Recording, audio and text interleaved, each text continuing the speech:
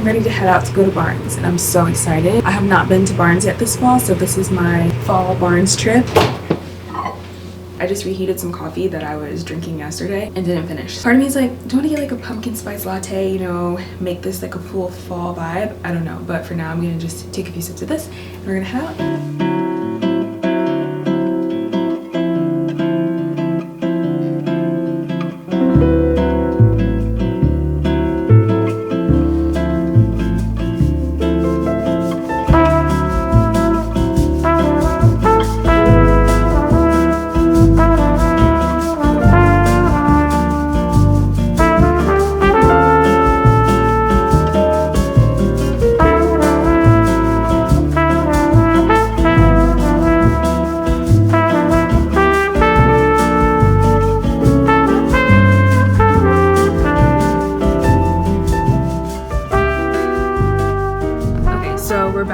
I just got back from Barnes & Noble and I have to give you guys a book haul because I got some really fun books and some books I've been wanting to read for a while but that I just haven't had the chance to read. But I actually am on my way to a silent reading party and I'm super excited. My toxic trait is that I will literally make plans and then when the time comes, like, I don't want to do it.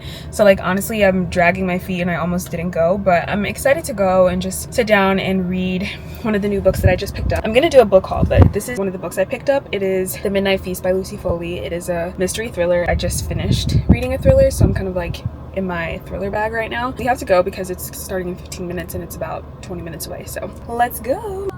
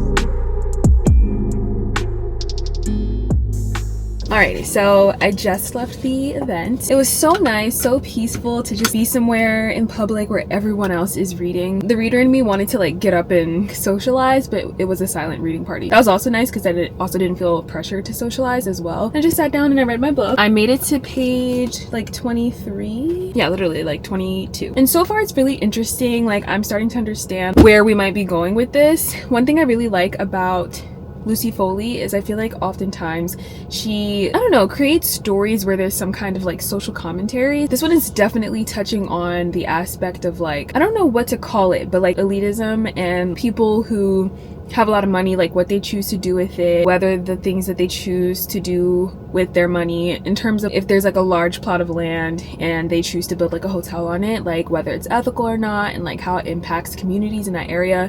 So I'm only 22 pages in, so that's just what I've gotten from that. But I'm just saying, like, I really like how Lucy Foley a lot of times can weave in very important social questions and ethical questions into her thrillers, which is like such an interesting intersection. Anyway, enough rambling. I am going to head home. I had so much fun. They had mocktails, they had cocktails, and then like little bites to eat. I got a little bite to eat. I didn't have like a mocktail or cocktail because I'm not really a huge fan of mocktails and I drove, so I wasn't gonna have a cocktail, but really had a fun time. I love that hotel. I've been there before. It's super cute and just like, I don't know if you guys could see from the clips, like just like edgy and such a beautifully curated hotel. I'm looking forward to coming back to one of these again. They were also selling some books and I just came from Barnes & Noble, but I would have been convinced to get a book if they had Bride by Ali Hazelwood. When I was at Barnes, I was like really trying to like figure out if I wanted to get it or not, but I had so many books. But honestly, I should have just gotten it because I'm a Barnes & Noble member. I got like $20 off of my total today, so I had the space in the room to get it, but I didn't. They only had Mate at the event. Just wanted to catch you guys up and let you guys know that. I put myself in drive, but I need to actually find the directions home. So it is several days later. It is time to finally give you guys the haul and to show you guys what I picked up on my Barnes trip. I've not taken these books out of the bag because I'm like, first I have to show you guys what I got. Okay, so I went in there with the expectation of picking up a Lucy Foley book. I also really wanted to pick up one or two classics, definitely Wuthering Heights. I also wanted to see if my Barnes would have any of the books in the Zodiac Academy series, which sadly they did not. So that was a bust. Did not get any more of those books to add to my collection, unfortunately. And yeah, I can't remember anything else specifically, but like those were some of the things that I was looking for. So I'll show you guys what I ended up with. First up, we have a classic. I did find Wuthering Heights. Funny enough, at first I had this really beautiful copy, one of those hardcover ones that are kind of like more modern, remade, and like look beautiful on a shelf. But it was like $35, and I was like, as much as I love this and as beautiful as it would look on my bookshelves, I feel like that's unnecessary. Decided to go with this copy, which was only $8. So this is like the Penguin Classics version. I don't really know how it differs. There were actually so many different versions of different classics. So again, I don't really know how they differ, but this was $8. So I was like, we'll pick this up. I actually have a copy of Wuthering Heights at my parents' house, but it's super old. I don't know, I just like wanted to get a new copy. One of the reasons why I have Wuthering Heights from before is because I was obsessed with Twilight growing up, and I feel like Wuthering Heights is definitely mentioned in Twilight, and I feel like there's some parallels that are kind of drawn between Edward and I think Heathcliff. I don't know, I've not read the book. I know some of the characters, but I actually have no idea what Wuthering Heights is about. But yeah, I think because of that, there was an edition of Wuthering Heights that came out that was like connected somehow to the Twilight series. It was like a Twilight edition of Wuthering Heights. So yeah, that's why I have that. And I have all of the Twilight books, all of like the originals, like the ones that I read like years ago from like when I was in 4th grade. And when I go home for Thanksgiving, I'm gonna get all of my copies from my parents' house and either ship them home to me or bring them home with me in my suitcase. And I'm gonna do a reading vlog on Twilight, rereading it after years. And I just feel like there's something so special about getting to do it with my original copies. So stay tuned for that. But yes, first book, Wuthering Heights. Next up, another classic. This is The Bluest Eye by Toni Morrison. I've heard so much about this book, and I've read a few short stories from Toni Morrison, and I love the way that she writes, and I just felt like this would be such a good read this fall, so I picked this up. And yeah, I'm excited to read this. The third book that I picked up is a dark academia book. It is Ninth House by Leigh Bardugo. So I've read Leigh Bardugo. She is the author of the Six of Crows duology, as well as the whole, I'm forgetting what the name of that series is right now. What's it called?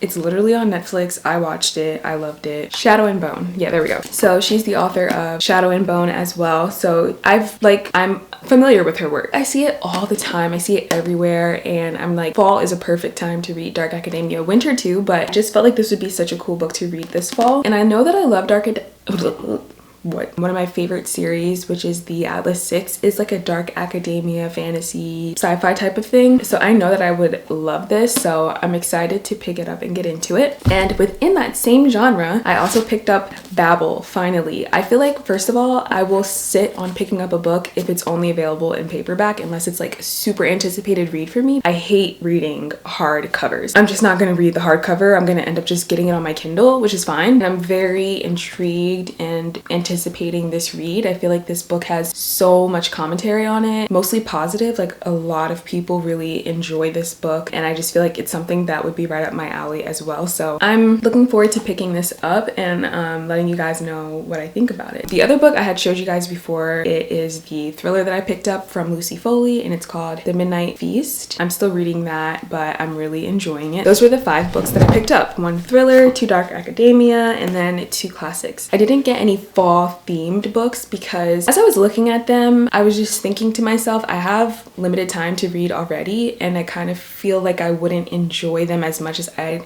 enjoy some of these books that I picked up. So I kind of just decided to forego those for this time around, but honestly, we still have a while of fall left yet, so don't count me out for reading some of those. If you guys have any that you would highly recommend, I would love to know so I can kind of just like filter through and get to the good ones. But I'm so pleased with what I was able to pick up and find. That being said, that is all that I have for you guys today. I'm looking forward to getting started on these fall reads. I have one of my first fall reading vlogs for this season coming out soon, so you guys will get to see me read a few of these books. But until then, thank you guys for watching, and I hope to see you in the next one.